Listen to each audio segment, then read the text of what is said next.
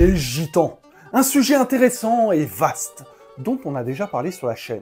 Aujourd'hui, on va vous raconter un événement méconnu et un peu oublié. La persécution des gitans au milieu du XVIIIe siècle en Espagne. De véritables rafles ayant pour but d'éliminer la mauvaise race. On y va.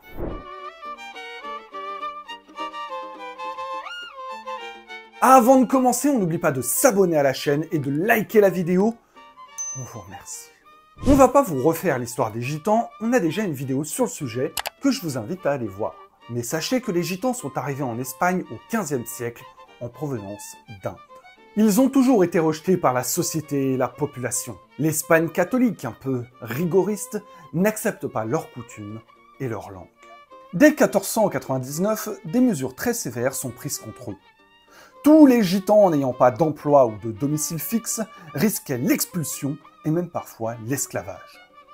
D'ailleurs, tous les rois précédents avaient pris des mesures similaires. Mais à chaque fois, la différence est faite entre les bons gitans travailleurs et intégrés à la société et les mauvais gitans, les nomades accusés de vol et de filouterie. Le gouvernement pense aussi à les utiliser pour l'armée. Les guerres contre l'Angleterre nécessitent de la main-d'œuvre, mais les gitans s'échappent et ne veulent pas travailler. En 1747, le marquis de la Ensenada, premier ministre du roi Ferdinand VI, considère que toutes ces mesures sont inefficaces. Il faut un plan plus radical, beaucoup plus radical. L'élimination des gitans. Une solution finale avant l'heure. Alors, ce n'est pas vraiment pareil. Cette élimination ne consistait pas à tuer les gitans, mais à séparer les hommes des femmes pour éviter qu'ils se reproduisent. Ainsi, la race s'éteindrait en quelques années. Pour cela, le ministre veut faire arrêter tous les gitans et les faire enfermer dans des camps où hommes et femmes seraient séparés. Le roi a des petits scrupules. Il se pose des questions sur le bien fondé de cette action. Est-ce que c'est vraiment moral? Le ministre le rassure. C'est un service à rendre à Dieu que de se débarrasser des gitans. Ensuite, l'armée intervient pour les arrêter et les placer dans des centres. Des arsenaux pour les hommes et des maisons de la miséricorde pour les femmes, les enfants et les vieillards. Le 30 juillet 1749, à minuit, commence le plan d'élimination des gitans. Le 31 juillet au matin, 12 000 gitans ont été arrêtés dans toute l'Espagne et placés dans des centres. Ensenada doit tout de même reconnaître qu'un grand nombre d'entre eux ont échappé à leur arrestation. Il est fou de rage et renforce les moyens pour les retrouver. C'est une véritable traque. Plus d'1 millier de gitanes sont envoyées à Saragosse dans la Real Casa de Misericordia. Elles ont dû marcher durant des jours, parfois avec des enfants, enceintes ou âgés. Une bonne moitié d'entre elles meurent en chemin. À l'arrivée, 823 gitanes vont cohabiter avec 500 miséreux qui venaient se réfugier dans cette maison de la miséricorde. Forcément, la situation est explosive. Et les gitanes ne se laissent pas faire. Elles fuguent, s'arrangent pour avoir des rapports sexuels malgré la séparation.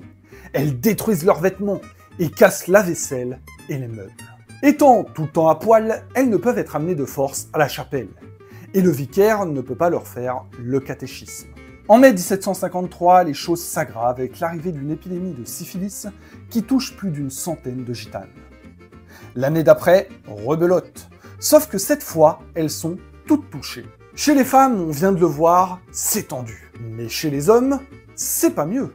À Carthagène, ils sont plus de 600, et il n'y a clairement pas assez de place. Et à Cadix, ils sont plus de 1000. Les autorités ne peuvent les nourrir correctement, et de nombreuses émeutes ont lieu. Mais malgré tout, les gitans continuent toujours d'arriver. Ensenada revient un tout petit peu, sur sa décision, et décide de libérer les vieux et les estropiés. Ça désengorge un peu les arsenaux et les maisons de miséricorde. Il faut attendre 1783 pour que les choses se calment un peu. Charles III promulgue un édit interdisant que les gitans soient marginalisés ou malmenés. Toutefois, il leur donne 90 jours pour abandonner leur vie de nomades, leur langue et leurs coutumes. Ils doivent s'installer dans une ville et avoir un emploi, sinon ils seront arrêtés et jugés. Encore une fois, si vous voulez connaître tout de l'histoire des gitans, on a fait une vidéo sur le sujet que je vous invite à aller voir. Quant à cette vidéo, si vous l'avez appréciée, vous connaissez la chanson. On s'abonne, on like, on partage un maximum. Nous, on se retrouve bientôt pour une nouvelle histoire, et à la prochaine.